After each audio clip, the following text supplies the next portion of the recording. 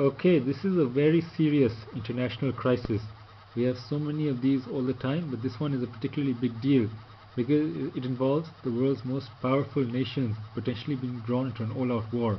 There's Russia on one side, NATO on the other, and Ukraine in the middle of this new crisis. Many people think that now that Putin is planning on invading Ukraine because he's been amassing troops near the border with Ukraine for some months now. So that's raised alarm in Europe and the West. They're taking the threat so seriously that here is a map of possible routes of alleged Russian invasion of Ukraine, a map of Russia's possible battle plans as obtained by the Center for Strategic and International Studies. Yeah, people are seriously thinking that this will happen. And if it does, it will be a big deal because this is going to be the first time since the Second World War that two powerful nations have gone to war with each other like this. And then, if NATO gets involved, that means superpowers getting involved with each other. It will be a huge war if such a thing ever happens. So, and it will have very serious consequences for the entire world. Potentially, nuclear weapons could be involved. So, you have to assess the danger and assess what the outcome of this could be. Now, there are many reasons that Putin may want to invade Ukraine, use military force against Ukraine. One is that many commentators say that Putin does not like Ukraine's existence as a functioning democracy because that delegitimizes his own rule, and also Ukraine wants to join NATO, which must make Russia uneasy because Putin believes NATO's entire existence, as it was originally designed, was to counter Russia. And with Ukraine's entry into NATO, NATO forces will then extend all the way up to an important border with Russia, which will put Russia in a much more vulnerable position.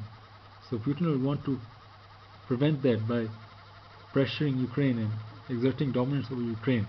But more to the point, much of Ukraine is inhabited by Russian speakers or ethnic Russians.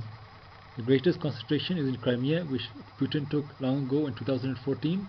There are also a lot of Russians all across southern Ukraine, especially in the east.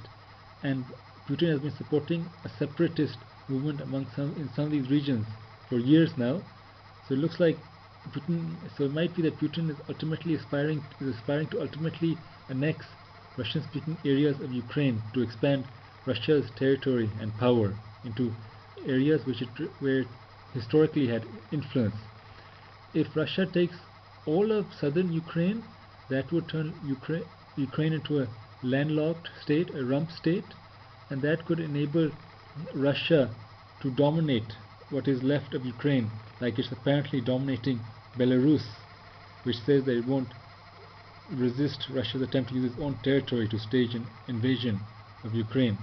That will go a long way in ensuring Russia's security and power in the region.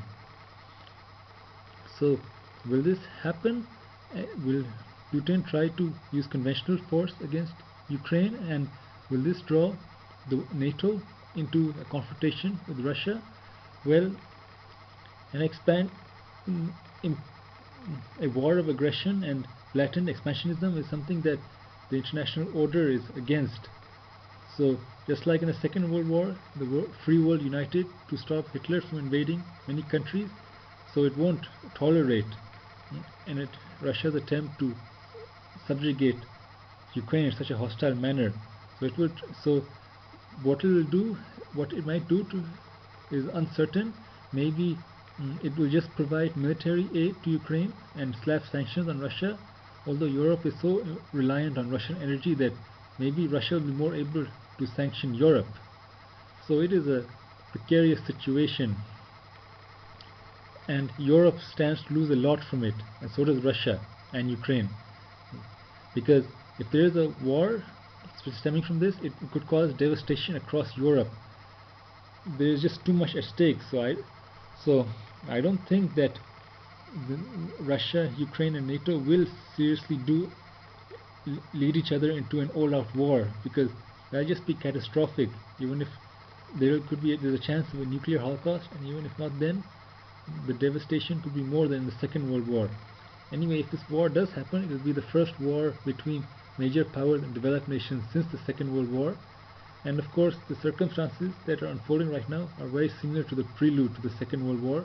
Hitler annexing German-speaking Austria and then German-speaking regions of Czechoslovakia before going on to take over the rest of Czechoslovakia and Poland, which ignited the global war. But even if Russia tries to take over Russian-speaking regions beyond his own borders, because he thinks he has a legitimate right to these areas, I don't think he'll ever want to use military force to take any more region, because the world today is now very different from the way it was back in the 1930s. That back then was a world where nations felt they could just take over as much territory as they can to expand their empire. But that sort of thing does not happen nowadays. So I believe Russia will show restraint, and so will NATO, because it just does not. There's no way it can possibly risk an all-out a major land war in Europe. So let's hope that my predictions come true. That I predict that Putin might just defuse the crisis and keep his troops within his border.